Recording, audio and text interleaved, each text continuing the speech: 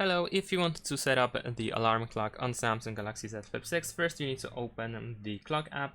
So over here I have mine in the app drawer. Let's open it. And now if you want to turn on a alarm clock, then of course you can simply press on the slider in order to use one of those preset clocks. But you can also press this plus button here in order to create your own alarm clock.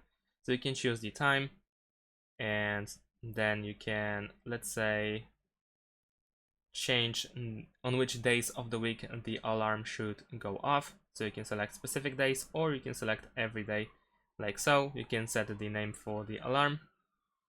You can change the alarm sound over here. Then in addition to that, we have the vibration options, snooze, we have 5 minutes 3 times, all of which can be enabled and disabled by tapping on the slider on the right side.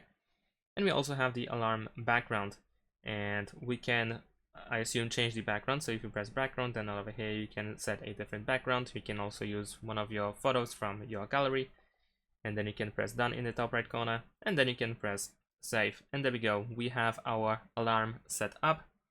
We can press on the slider in order to manually turn it on or off, and that's pretty much it. Thanks for watching, leave a like and subscribe to my channel, and see you in my next videos. Bye!